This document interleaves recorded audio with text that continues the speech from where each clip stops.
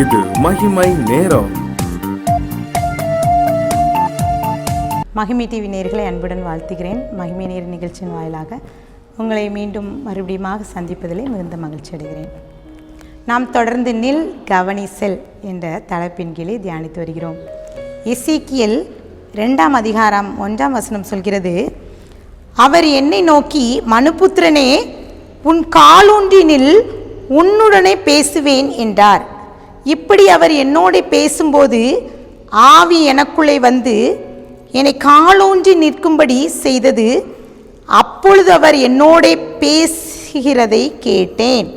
ஆண்டவருடைய உண்மையான அனுபவம், அவரோடு நாம் உறவாடும் போது அவர் நம்மோடு பேசுகிறவராய் இருக்கிறார். அவர் நம்மோடு பேசுகின்ற தேவன். அவருடைய வார்த்தை வல்லமை உள்ளது. இன்றைக்கும் எசேக்கியேல் தீர்க்கதரிசியை பற்றியும் அவளுடைய வாழ்க்கையிலே நின்று கவனித்து செல்ல வேண்டிய சில காரியங்களை நாம் பார்க்க இருக்கிறோம். இந்த எசேக்கியேல் தீர்க்கதரிசி யார் என்றால், பூசி என்னும் ஆசாரியனுடைய மகன். அவனுடைய பெயர் அர்த்தம் தேவனுடைய பலம். வேதாகமத்திலே 4 பெரிய தீர்க்கதரிசிகளிலே மிகவும் சிறந்த தீர்க்கதரிசி என்றால் இந்த எசேக்கியேல். இந்த எசேக்கியேல் தீர்க்கதரிசி அவன் பாபிலோனுக்கு சிறைப்பட்டு போகிறார். யோயாகிம் அந்த ராஜா காலத்தில். அப்போது சொல்லப்பட்ட தீர்க்க தரிசனம் தான் இதுதான் அந்த எசேக்கியேல் பகுதியிலே போடப்பட்டிருக்கிறது. இன்னும் ஆண்டவர் எசேக்கியேல் தீர்க்கதரிசியோடு எப்படி பேசுகிறார் என்றால், நீ இஸ்ரவேல் புத்திரர்களோடு நீ பேசு, நான் உன்னை அவனுக்கு அனுப்புகிறேன். அவர்கள் பிதாக்களுக்கு இந்நாள் வரைக்கும் எனக்கு விரோதமாக துரோகம் செய்கிறார்கள். இந்த இஸ்ரவேல் ஜனங்களுக்காகவே இந்த எசேக்கியேல் தீர்க்கதரிசி அனுப்பப்படுகிறார். எசேக்கியேல் 2:3 அவர்கள் கடின முகமும் முரட்டாட்டமுள்ள இருதயமுள்ள புத்திரர் என்று ஆண்டவர் சொல்கிறார். கர்த்தராகிய ஆண்டவர் என்னென்ன விதமாய் அவரோடு பேசுகிறார் என்பதை நீ தெளிவாக பேச வேண்டும் என்று இந்த எசேக்கியேல் தீர்க்கதரிசியோடு பேசுகிறார். இந்த இஸ்ரவேல் ஜனங்களை குறித்து ஒரு வார்த்தை சொல்கிறார். அவர்கள் கலக வீட்டார் என்று குறிப்பிடுகிறார். ஒரு சமயம் ஒரு ஊழியரை நான் சந்தித்தேன். அவருக்கு சொன்னார், புதிதாக எங்களுடைய சபைக்கு ஒரு அம்மா வந்தாங்க. அவங்க யாருக்குன்னு ரட்சிக்கப்பட்டிருக்காங்க. இன்னும் அவர்கள் அபிஷேகம் எல்லா வரங்களையும் பெற்றிருக்காங்க. ஒரு சபைக்கு சென்று கொண்டிருக்கிறார்கள். ஆனால் அவர்கள் அந்த சபை எனக்கு பிடிக்கவில்லை, இப்போது உங்கள் சபைக்கு வருகிறேன் என்று சொன்னார். காரணம் என்ன என்று கேட்கும்போது, என் சபையின் அந்த போதகர், அந்த பாஸ்டர், அவர்கள் எப்போது சென்றாலும் என்னை குத்தி குத்தி பேசுகிறார். அவர் வார்த்தைகள் எனக்கு குற்றுகிறது. அதனால் அங்கே எனக்கு போக இஷ்டமில்லை. அதனால் தான் புதிதாக இந்த ஆலயத்துக்கு, இந்த சபைக்கு வருகிறேன் என்று சொல்லி. இன்னும் ஒரு தேவ மனிதன், ஒரு ஊழியர் சொல்கிறார், அவர் ஒரு சபைக்கு ஆண்டவருடைய செய்தி அறிவிக்க செல்கிறார். அப்போது ஒரு வசனத்தை சொல்கிறார், கேட்கிறவருக்கு காதுள்ளவன் கேட்க கடவது என்று சொல்லி இந்த வசனத்தை அவர் பேசுகிறார். அவர் எல்லாம் பேசிவிட்டு வந்து உட்கார்ந்து இருக்கும்போது சிலர் வந்து பேசுகிறார், நீங்கள் சொன்ன எல்லா வசனமும் ஓகே தான், ஆனால் கேட்கிறது காதுள்ளவன் கேட்க, அந்த வார்த்தையை கேட்கும்போது கொஞ்சம் கடினமாக இருக்கிறது என்று சொல்லிவிடுகிறார். பிரியமானவர்களே, சில நேரங்களிலே கர்த்தருடைய வார்த்தை கடினமாக இருக்கிறது. அதை ஏற்றுக்கொள்கிற மனப்பக்குவம் நமக்கு இல்லை. ஊழியர்களாகிய நாம் ஆண்டவருடைய சத்தத்தை கேட்கிறோம், அதை பிறருக்கு சொல்ல வேண்டும், அதை ஜனங்களுக்கு சொல்ல வேண்டும் என்றால் அதில் உண்மையாக உறுதியாக கர்த்தர் சொன்னதுபடி நான் சொல்ல வேண்டும் என்பதற்காக இந்த எசேக்கியேலுக்கு கர்த்தர் கற்றுக் கொடுக்கிறார். அவனுடைய வாழ்க்கையில கவனிக்க வேண்டிய பல காரியங்கள் இருக்கிறது. எசேக்கியேல் தீர்க்கதரிசி அவனுடைய அந்த பகுதியிலே 2ஆம் அதிகாரத்தை வாசித்து பார்த்தீர்கள் என்றால் அவன் அநேக காரியங்களை சொல்கிறான்.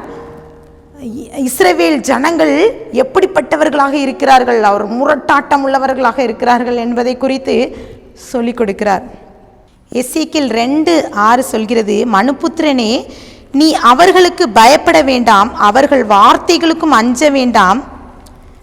நெரிஞ்சில்களுக்குள்ளும் முள்ளுகளுக்குள்ளும் நீ தங்கியிருந்தாலும் நீ அவர்கள் வார்த்தைக்கு பயப்படாமலும் அவர்கள் முகத்துக்கு கலங்காமலும் அவர்கள் கலங்க வீட்டார் என்று சொல்கிறார். எசேக்கியேல் 2:7 கலகக்காரராகி அவர்கள் கேட்டாலும் சரி கேளாவிட்டாலும் சரி நீ என் வார்த்தைகளை அவர்களுக்கு சொல்லு என்று சொல்கிறார். ஒரு ஊழியக்காரன் ஆண்டுடைய சத்தத்தை கேட்கிறவனாக இருக்க வேண்டும், அதை தைரியமாக பேசுகிறவனாக இருக்க வேண்டும்.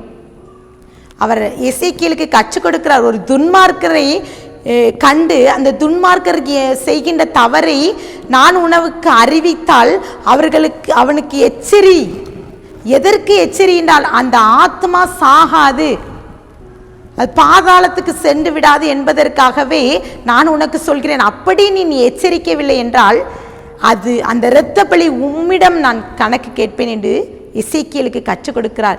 இன்னும் நீதிமான் தவறான வழிக்கு சென்றால் அவனை எச்சரிக்கும் போது அவன் அநீதி செய்வதை குறித்து நீ எச்சரி என்று சொல்கிறார்.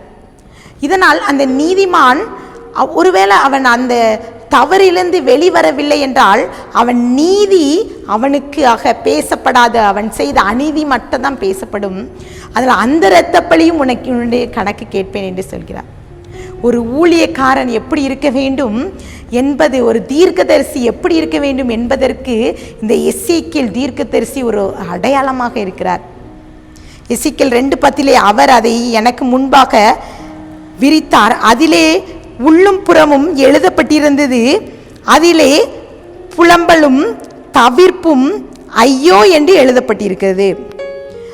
அந்த எசேக்கியேல் அந்த தீர்க்கதரிசிக்கு முன்பாக கையிலே ஒரு புத்தக சுருள் விரிக்கப்பட்டிருக்கிறது. அங்கே எழுதப்பட்டிருக்கிற 3 காரியம், புலம்பல், தவிப்பு, ஐயோ. இந்த 3ஐயும் எசேக்கியேல் பார்க்கிறார். கர்த்தருக்காக நிற்கிறார். இந்த கலக வீட்டாருக்கு முன்பாக பேசுகிறார். எசேக்கியேல் 3:17 மனுபுத்திரனே, உன்னை இஸ்ரவேல் வம்சத்தாருக்கு காவலாளியாக வைத்தேன், நீ என் வாயினாலே வார்த்தைகளை கேட்டு என் நாமத்தினாலே அவர்களுக்கு எச்சரிப்பாயாக என்று சொல்கிறார். இன்றைக்கும் கூட ஆண்டவர் நம்மை எச்சரிக்கிறார். இந்த கடைசி காலத்துக்குள்ளாக இருக்கிறோம். கொள்ளை நோய்கள் பரவி கொண்டிருக்கிறது. எத்தனை பேர் நம்மோடு இருக்கிற தேவ ஊழியர்களுடைய வார்த்தைகளை கேட்கிறோம். இந்த வேதத்தை வாசிக்கும் போது ஆண்டவர் எச்சரிக்கிற வார்த்தைகளை கேட்டு செவி கொடுக்கிறோம்.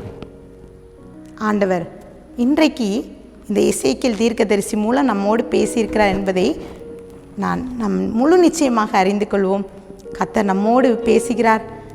ஆண்டவர் சமூகத்தில் நம்மை அர்ப்பணிப்போம். கண்களை மூடி ஜெபிக்கலாம். அன்பின் பரலோக தகப்பனே, ஸ்தோத்திரிக்கிறோம். எங்களோடு நீங்கள் பேசுங்க. ஒவ்வொரு வார்த்தையும் வல்லமை உள்ளது.